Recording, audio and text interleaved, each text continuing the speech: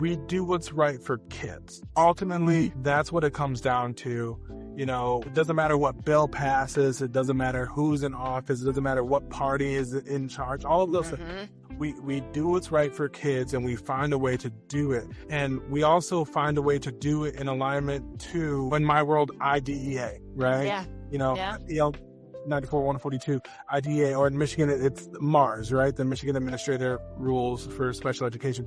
We want to make sure we align with those things because people have put in so much time to make sure it's done equitably. And we want to make sure it's done with empathy, but also done in a way that is sustainable and really leads to lifelong success, and recognizing that success is defined differently by the person. Hello, everyone, and welcome to the Brighter Together podcast. My name is Janet Courtney, and my special guest today is Anthony Barnes. Anthony is the Secondary Special Education Coordinator at Kalamazoo Public School District, and that's in Kalamazoo, Michigan. Anthony, welcome to the podcast. Thank you. Thank you very much.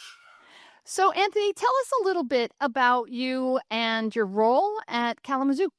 Sure. So like you said, my name's Anthony. I am the secondary special ed coordinator. So what that means is I help run and coordinate the special ed program for our secondary students. So that's in Michigan, in Kalamazoo at least. That's 6th grade through 12th grade with our transition services program, which are students who are 18 or have completed 4 years of high school, but they're still continuing to get resources and services. I've been in this role. I'm going into my 3rd year in this role. Before that, I taught middle school special education for about a decade here in Kalamazoo. So I taught in Kalamazoo. I'm now an administrator in Kalamazoo. I graduated from Western Michigan University, which is here in Kalamazoo. So, this is really my home and my community. Even so much so that my wife is a 3rd grade teacher here in Kalamazoo. Nice. So we have really integrated ourselves within the community.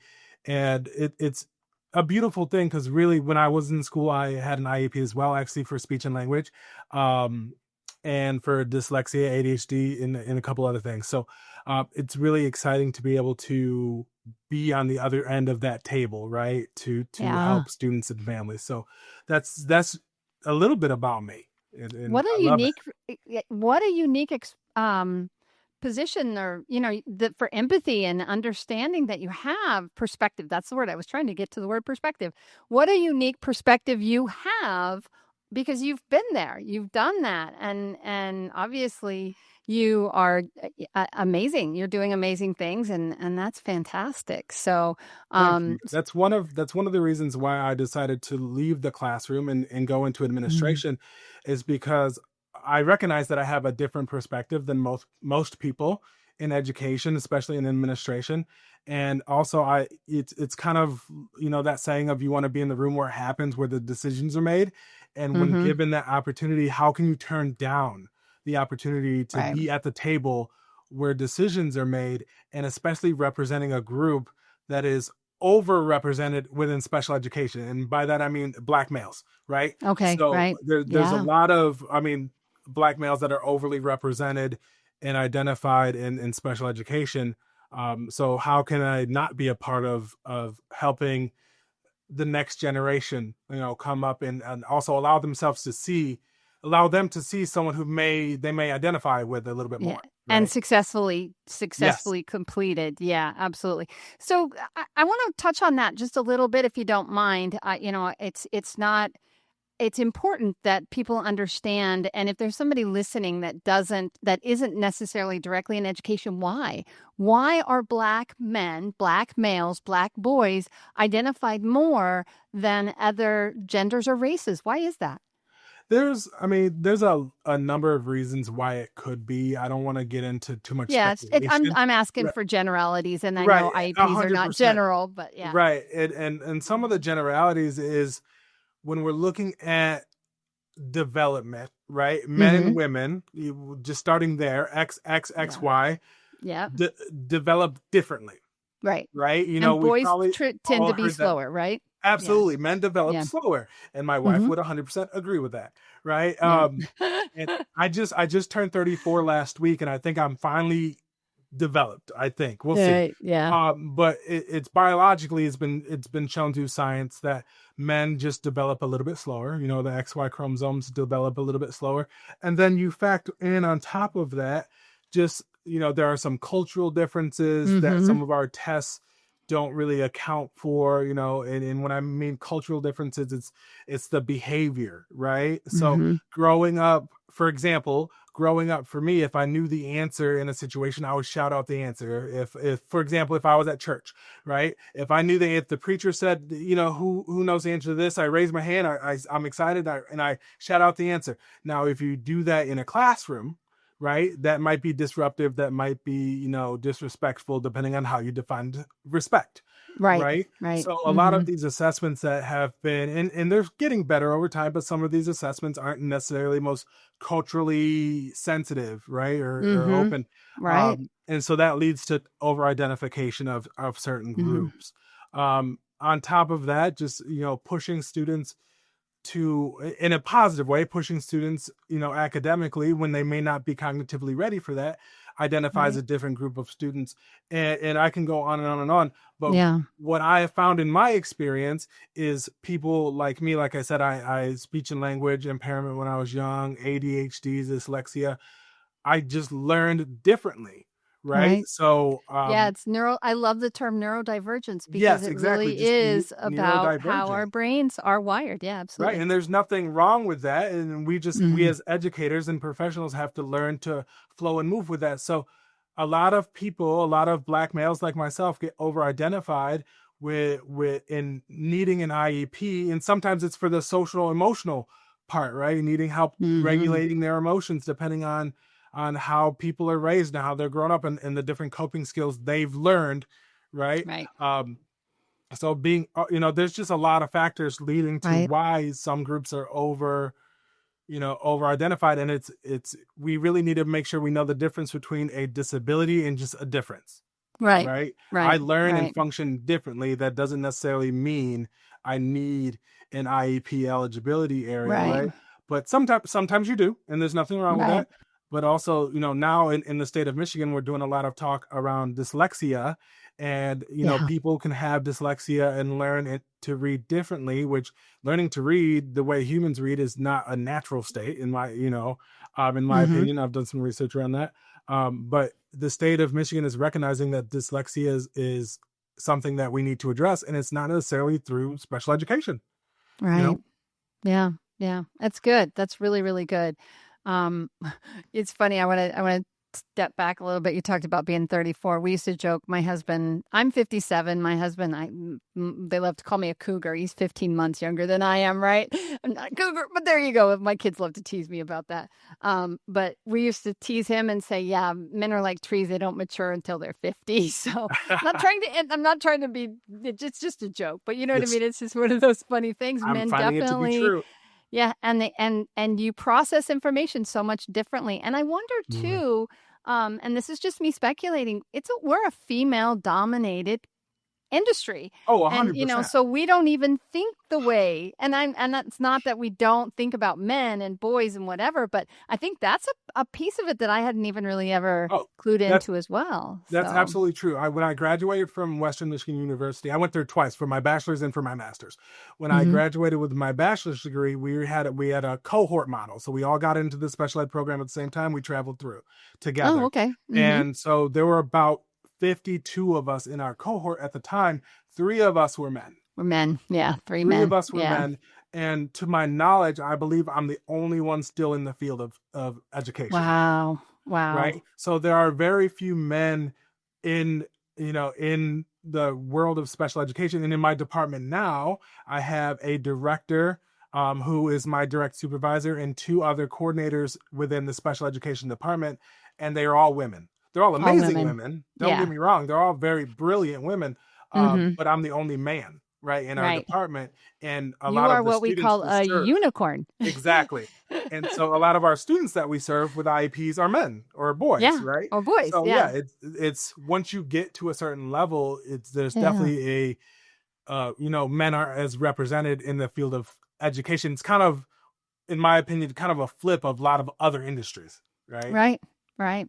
Yeah. And then, and I've talked to women, superintendents that are women. It flips as you get higher Yes. up too, which is really interesting too. Our dynamics of yes, there are lots of women very capable, but there aren't as many women superintendents in a female dominated. It's just like me being an entrepreneur. I never considered myself an entrepreneur, but apparently I am, Sure. and CEO and business owner and all of those lots of labels. Pick a label, Mhm. right? Right. But because I'm a female, I'm in a minority group, and it's like I don't feel like a minority. I've never in my life felt like a minority. So, I'm too strong for that, and I think that Right. that's true. Anybody that's in a position of leadership, you lead with empathy, obviously, which it's very clear that you do, and that's exciting. But also, don't carry a chip on your shoulder, right? It's like, let's get you what you need. Let's get you, but also strive to be the person that, and here we go with my faith. God wants you to be. That's my faith. I don't, I'm not gonna hide it, but Absolutely. And absolutely. when I think about it, I strive to be the person I needed when I was a kid. Right. Oh, Right? beautiful. That's a beautiful thing. Yeah. Who do I wish? And I had some amazing teachers growing up, which is one of the reasons why I wanted to be a teacher. My best friend's mom was a special ed director when I was in school, and of course, my mom is a wonderful person.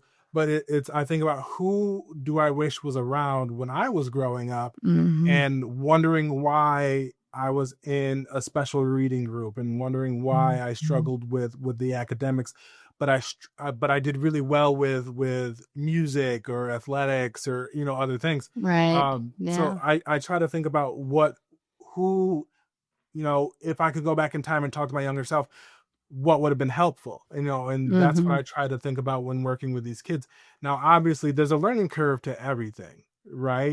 No one is fully formed, no one is perfect, Right. and striving for perfection is dangerous, right? Hmm. And I try to express that to students too. But at the end of the day, what can we do to support the youth in the next generation and their families, right? Right. Because I have to remember that I have the privilege of, one, being an adult. I've Hmm. made it to adulthood. That's a privilege. Two, I have to recognize that it is a privilege to be a man generally in society. Hmm.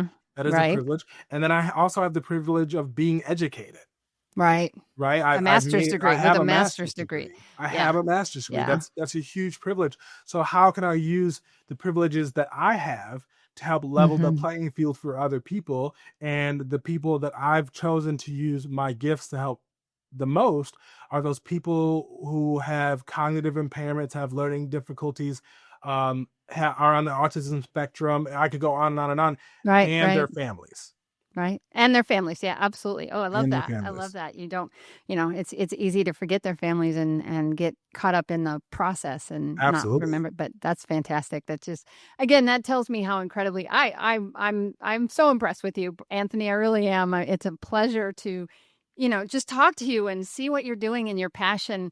And it's one of those things, I don't remember who said it, but if you do what you love, you'll never work a day in your life, another day in your life. So maybe it was Absolutely. Carnegie. I don't know. Who knows? But I'm not going to stress about that. But it's true. Like if you're doing what you love and you're good at, and it's like and giving back, and that's what the Brighter Together podcast is all about: is giving back, giving you guys a Absolutely. platform. Lighthouse is blessed beyond measure. I am blessed beyond measure. So let's turn around and give that piece and give you a platform where you can talk about the things that matter, the things that matter to you, and the things that are important. So, and the good things that are happening in education. Oh So man. let's flip a little bit, and let's talk about what are some of your biggest wins, would you say? So there are so many wins, right? I am very fortunate to have grown in education under some amazing leaders. When I was Hmm. a teacher, I had an amazing principal who really helped me grow. Right now, I work under an amazing assistant superintendent, and I have an amazing team that helps me grow. And so some of the amazing wins right now, well, in Kalamazoo, Michigan, right, we have the Kalamazoo Promise, right, which means that every student who graduates from KPS has college paid for, right? Okay, moving to Kalamazoo. Yes, come to Kalamazoo, and of course there are more, That's details and amazing. things like that, right? But all of Yeah, our students wow. go to school, have the option to go to post secondary education for free. So that's a huge win. That's And a huge I had win. nothing to do Yeah. with that. I that was here when I got here, but that's I have to call that out. That's huge, Yeah, right? it is. Some of the big wins right now within my department, right? We're building systems to really guarantee that students are within the least restrictive environment, Mm-hmm. right? Within Mm-hmm. education and least restrictive environment for some of you who may not be in the special education world. Least restrictive environment means they're in school in the most appropriate setting for them and getting the education that's the most appropriate for them, right? So some students are in all general education classes working towards a diploma. Some are in advanced courses working towards that, and then some students are in more vocational education courses or in the more hands-on courses. So I've been working with an amazing team to really build out what that continuum looks like for our students, Mm-hmm. making sure that everyone gets an education, the free, appropriate public education, faith that Yeah. they deserve, right? And Mm-hmm. making sure that students really know their options and what's out there. I don't know about you, but for me, when I was in school, we pushed college, college, college, college. You have Oh to go to yeah. college. You have to go to college. Oh And yeah. I'm very grateful I went to college. It was a Mm-hmm. grind, but I'm very grateful I went to college. But it's also, it's a win that the tide is shifting a bit and recognizing that college isn't for everyone. Everybody. Right. Yeah. And that is okay. Yeah. Vocational schools, getting a certificates, going to Mm-hmm. trade schools is an amazing thing. We here in Mm-hmm. Kalamazoo, we are opening a career connect center, career technical center. Actually, it opens up here in the fall, where we have culinary programs and healthcare programs Oh, and neat. auto body programs and construction, and that's free to anyone who applies, any student in the county who applies. And we in our district, I don't want to give an exact number, but I think we doubled the number of students with IEPs who are enrolling in those programs as Oh, a direct nice. result of Yeah. the work our team is doing, so that our Mm. students know that they have more options Right. if school isn't their thing, right? Maybe Right. they Mm-hmm. need a more hands-on approach to learning and doing. They want to be a mechanic, they want to be a barber, an esthetician, a contractor, an electric, whatever. Yeah. And it's a win, helping students to recognize that there are so many ways to be successful contributing members of society, and Right. that doesn't mean you have to go to college. Now, if you want to go to college, that is amazing. That's the route Mm-hmm. I took, obviously, Right. right? But I have a younger brother. His name is Christopher. He chose not to finish college, and he is thriving in the auto industry, Right. right? And I have my Mm-hmm. youngest brother is a chef. He chose to go to college and become a chef, and he's still grinding and working in a kitchen and building up that way. So there's so many ways to go through and be successful, and just to find your own path, right? And a personal win for me, and like I said, I before I was an administrator, I was a teacher for about a decade, and my very first student as a teacher in Kalamazoo Public Schools. I'm not going to share her name, obviously, Well, but yeah. my very first student, I had lunch with her about a month ago, and she's 19 or 20 now. And so we Mm-hmm. get together every once in a while and check in with each other. And after we had lunch, she sent me a message, and she said, I've decided I'm going to go back to school, and I'm living on my own, and I couldn't have done this without you. And so Nice. that's a personal win for me of, Mm-hmm. being in education. There's a lot of delayed gratification, right? You don't necessarily Yes. see the wins Yes. right away, but Yeah. just So true. knowing that I've impacted a young person, at least a couple of them, Mm-hmm. is a win, and it drives me to keep wanting to do this work that I've been called to do. Yeah, and that's a topic that's come up a lot on our show is that, those we don't know the impact, the Yeah. complete impact that we're having on these students' lives. And, I was just in Michigan. Lighthouse was founded in Michigan, so we were Yes. there for 10 days, and we're seven. We had our seventh anniversary on July 10th, which I'm super proud Congratulations. to say. Yeah, thank you. But it's that same, I mean, and we had moved away 3.5 years ago to move to South Texas because I don't like the cold in Michigan anymore. I moved down here Yeah. to get away from the cold.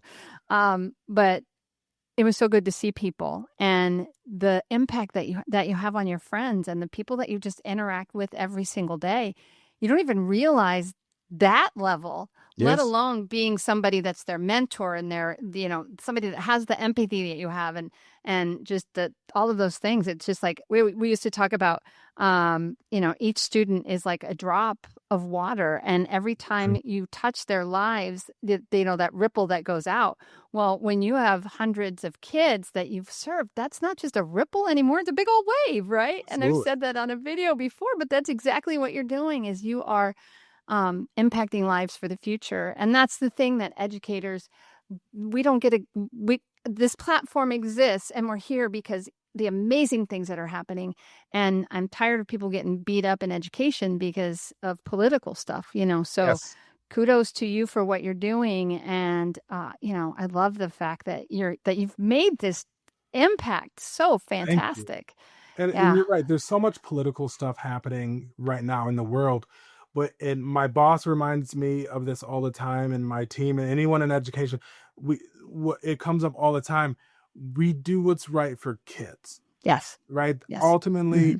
that's what it comes down to. It doesn't matter what bill passes, it doesn't matter who's in office, it doesn't matter what party is in charge, all of those things. Hmm.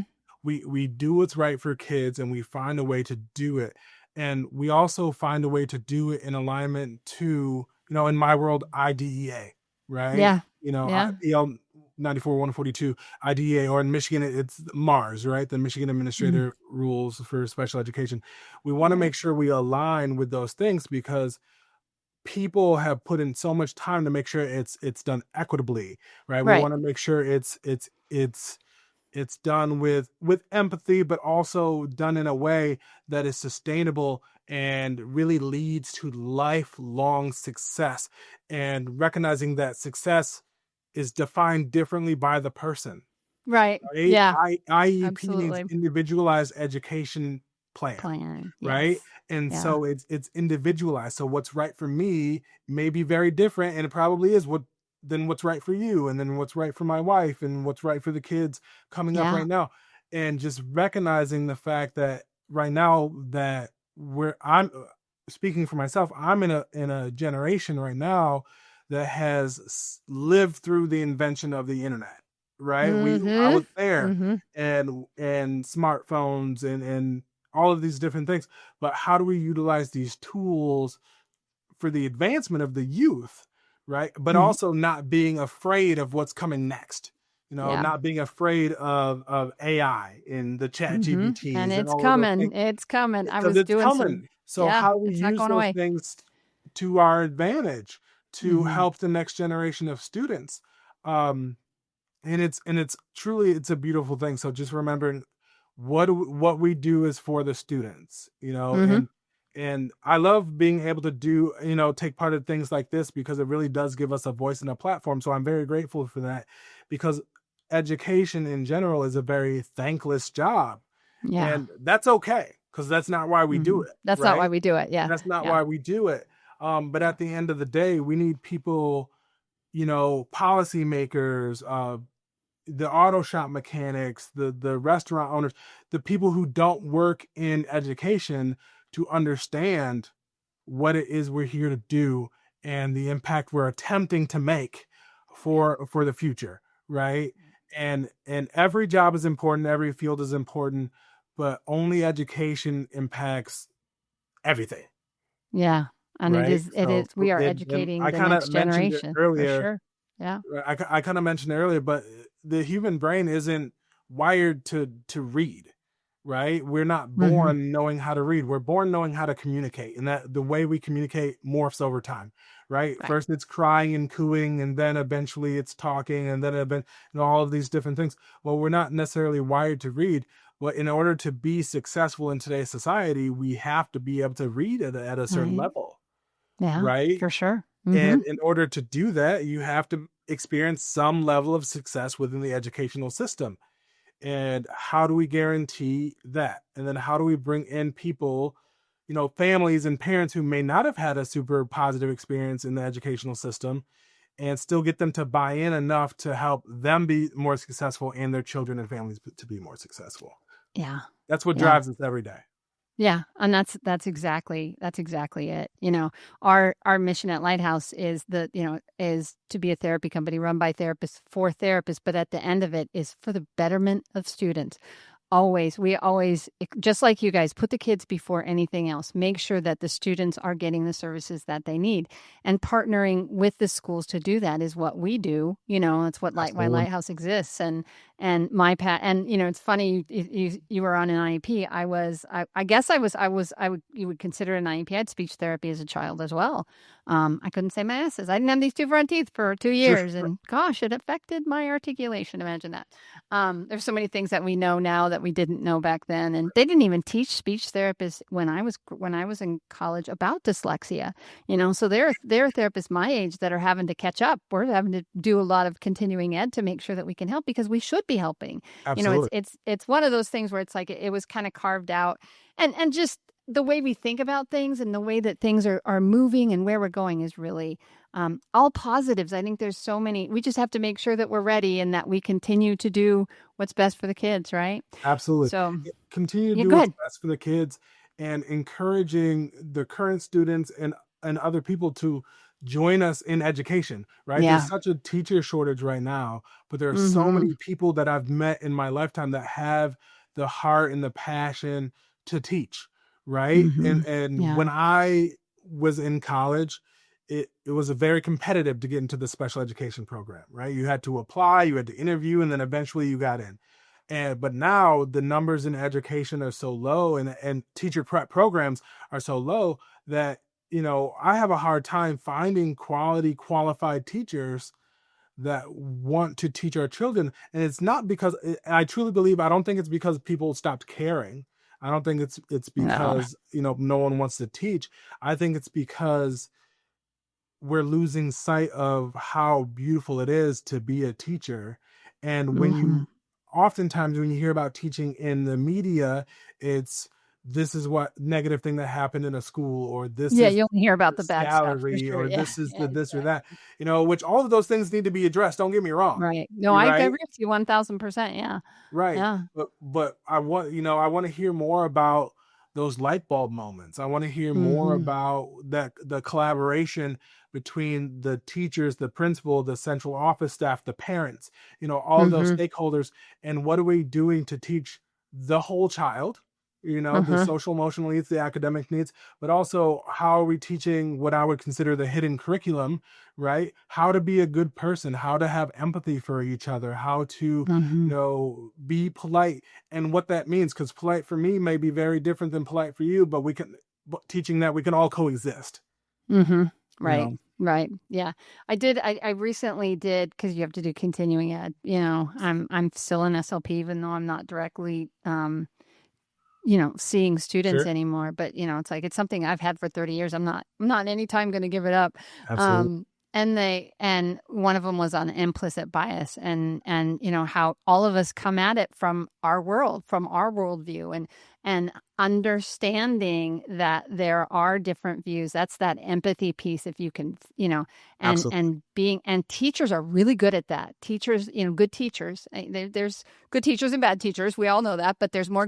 there's way more good teachers than education is giving or the media or whatever is getting credit for. Absolutely. But yeah, that piece of it is just, so that, and that was it. I mean, I'm not a big fan of continuing ed, and I'm not someone that loves doing them.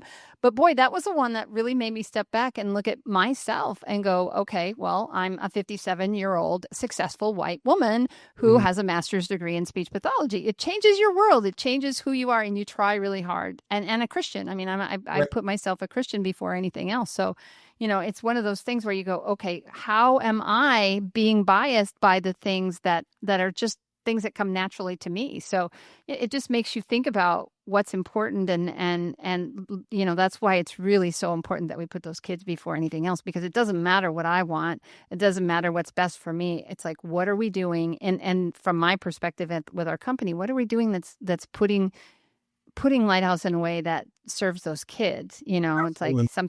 sometimes we make money and sometimes we don't, and people Sure. don't understand that I'm willing to do that. And it's like, why would you do that? Because it's not about the finances, it's about the kids. It just Right. makes us, I think it makes us a little bit different, and why we don't take investors, and But it's the same line. I mean, you and I are like on the same wavelength for sure when it comes to all of Absolutely. that. So, And and I I and love I what you love that. Go ahead. No, go right I ahead. I'm appreciate you talking and I bringing up should. that implicit bias, right? Because Yeah. that it is very hard to be self-reflective about your own Yeah. biases, Because right? we're And always right, aren't we? We because we're always think always we're right. right. Yeah. And the first step is recognizing that everyone has a bias and it's Yeah. okay. It's just what you do with that, right? Mm-hmm. and Exactly. and not assuming what other people's biases are, and being self-reflective of, like for example, I as a teacher, I recognize that I was a lot more strict and tougher on my black male students with IEPs. And it's not because I didn't love them, it's not because I thought of them less, it's because I thought of them more. Right. I saw Yeah. myself in each and every one of them, and Yeah. so I was harder on them, saying, well, if I could do it, then you could do it. And this is, Right. and it's recognizing that that is a form of implicit bias, and Mm-hmm. recognizing that I needed to step back and say, well, not all these students are me, Right. right? I have Right. some struggles and they have some struggles, but they may not be the same struggles, Right. right? And then, like I said, checking your privilege, and recognizing the bias that you may have in that, and like, Mm-hmm. well, especially being in education, we work with a lot of parents, and a lot of us often forget to stop using the jargon, stop using Yeah. the Yeah. acronyms, and Right. and assuming that everyone knows what FAPE is and what LRE is, and that we're talking about the first percentile first percentile of the NWA assessment, Yeah. right? Yeah. And Our alphabet soup, we like it. Every the industry has alphabet it, and we have a is lot. Yeah. crazy, absolutely. And Yep. being able to slow down and help everyone understand what this is in a way that's not condescending to them, but also, Mm-hmm. but meets them at their level. And a lot of teachers and educators recognize, oh, we have to meet the students at the level they're at. That's wonderful, but we also have to meet the parents and families and each other where we Mm-hmm. are, Yeah. right? Very The good. number of Yeah. times that I've explained to people what a percentile means, and like, okay, well, you have 100 people lined up, and your son is at the 14th percentile, so that means they're number 14 in line. And that's okay, and that you have to do that because not everyone has the Yeah. education I have. Don't ask me to pop my hood and tell you what's under there Yeah. because I don't know, Exactly. Yeah. right? And I try Yeah. to remember and reflect that it's the same idea, right? My little brother will Yeah. laugh at me if he you know if I open the hood, he could tell me exactly what every part was, but don't ask him to dissect an IEP, Right. right? Exactly. And so we Because have to that's remember where our that. knowledge base is for sure. Yeah. Exactly. Yeah. And then circling back to the students, you know, explaining that to them, that you may not understand it now, but our aim is for you to understand it in the future, Yeah. right? But also, let's lean into your passions and what you may be naturally drawn to and naturally good at, and do that, because like you said, if you love what you do, you're not working a day in your life. So if it's Mm-hmm. torture for you to read a book and read an article and annotate, yeah, you may have to learn how to do that because there are some useful skills in there. But also, maybe you really love gardening and getting your hands dirty, and that's okay too, because we need people who have Yeah. all of these skills. Yeah, and then if you're going to read something, let's read something about books about gardening and how you can do your gardening better, right? That Exactly. was one of my things as a speech therapist that I always did was what is the hook? That I always talk about the hook. What is the hook for Yes. that child that is going to get them excited about coming to speech? I had one little girl, you're talking about middle schoolers, and we are long, so I apologize for those That's of you okay. that are listening. This is long, but it's been really great. It's been a really great conversation. She would come to my room. She did not want to be there, and it was like, ah, she would come and she'd have this hood on with the big fur around it, and she would cover up 90% of her face because she didn't want to be there. And I was like, how do I get this girl to just even pop out of her shell a little bit? So half the time in our sessions, for the first 5 or 6 sessions, I was the one that was just talking. I was glad that she was there. She was sitting there, and I'm like, I'm going to tell you everything I can about me. You can work on listening skills, whatever it is.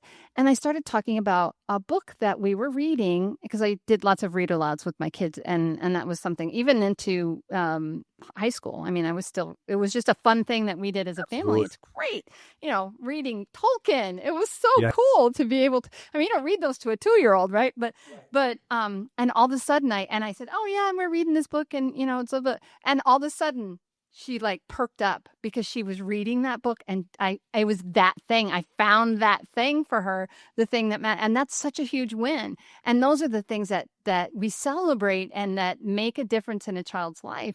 And Absolutely. and I couldn't, and I was like, flying high that day because I was like, yes, I finally found the thing. And then the next time she came, the hood was down. And then the next time the coat was unzipped. And the next time the coat was completely gone from the room. And it was such a huge win. So Absolutely. anyway, Just finding those yeah, ways to connect with students yeah, to yeah, get them where that we see the potential in them and get them going that direction. It's whatever it yeah, takes. Absolutely. yeah.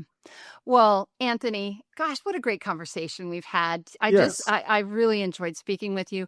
Where can people go if they want to learn a little bit more about Anthony Barnes or what's happening at Kalamazoo Public Schools? So kalamazoopublicschools.org is our website. You can log on, you can see all the cool things that are happening here in Kalamazoo, Michigan. I'm on social media. Feel free to friend me or follow me. I'm on Facebook, Instagram. I have a LinkedIn. I need to update it, to be Hmm. honest, but I'm there. But feel free to follow me. I try to post some inspirational things and just updates about my life. But if you really, Kalamazoo Public Schools, Kalamazoo, Michigan, the Kalamazoo Awesome. Promise has their own website for you to explore. And then Kay Risa is who runs our career center. So check them out too. They're doing some really What great. is, when you say K Risa, spell that out for me. Just that's Oh the only yes, one I so don't, it's yeah. the Kalamazoo educate Kalamazoo Regional, is it Regional Education. RESA? Yes, regional education. KRES. Oh, Yep, okay. it's I'm our sorry. ISD. So So it's KRESA is yes, K Risa, and that yes, is the there alphabet soup. the yeah, and that is in Kalamazoo, and that's okay, and that's Yes. where the like your career center Yeah, our type. career center. Yeah, So the nice thing about Kalamazoo is a city, and there's Kalamazoo is the county. So right, there's actually two, and right, so the career center is open to the students in the county, which is a beautiful right. thing. Yeah, yeah, for sure. Okay, well, Anthony, thanks again for being on the Brighter Together podcast because we really are brighter together. Yes, we are. Thank you for the invitation.